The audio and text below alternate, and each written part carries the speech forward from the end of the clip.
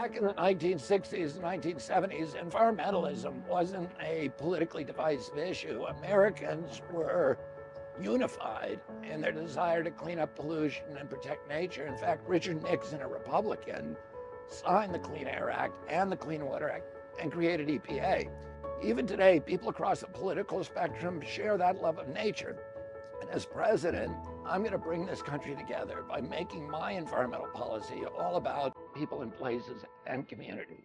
A lot of people don't know that I spent 40 years of my career as an environmental lawyer, representing commercial and recreational fishermen and just regular Americans who were harmed by pollution.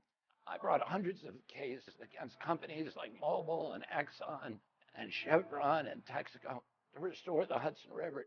Today, the Hudson River is an international model for ecosystem protection. I sued DuPont, Mitsubishi, and Ford to force them to clean up chemical spills. I sued Monsanto on behalf of farm workers and home gardeners and families who develop cancer from using their pesticides.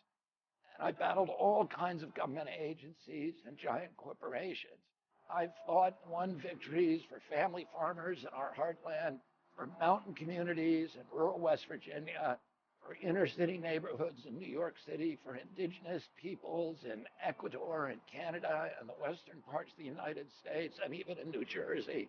And the organization that I co-founded, Waterkeeper Alliance, has become the largest water protection organization in the world, protecting 2.7 million miles of waterways all over the planet. These victories will set the tone for my environmental policy as president. My administration will protect America's wild places. We will rebuild America's soils. We will get toxic chemicals out of our water system, out of our food, out of our air. We will help industry transition to zero waste and clean manufacturing.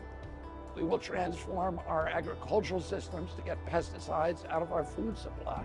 These are going to be my priorities.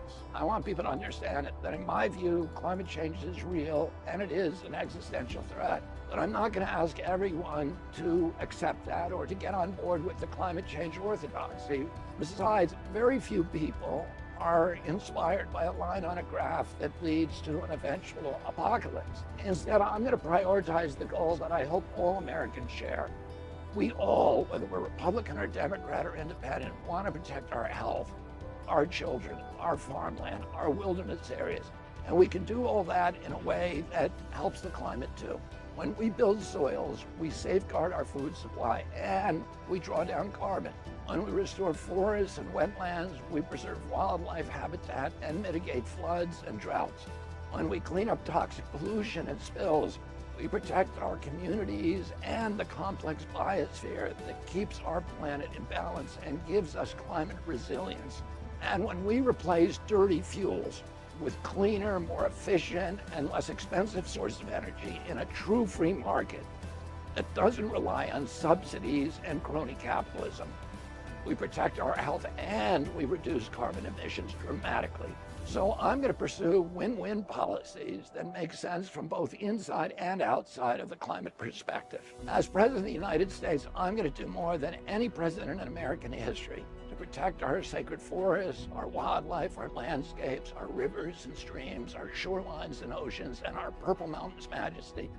Because I understand that we're not just protecting nature for nature's sake, we're protecting it for our sake.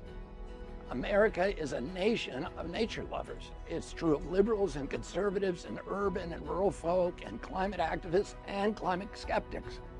So as president, I'm going to tap into the American love for nature to protect our environment and to inspire the whole world with our example.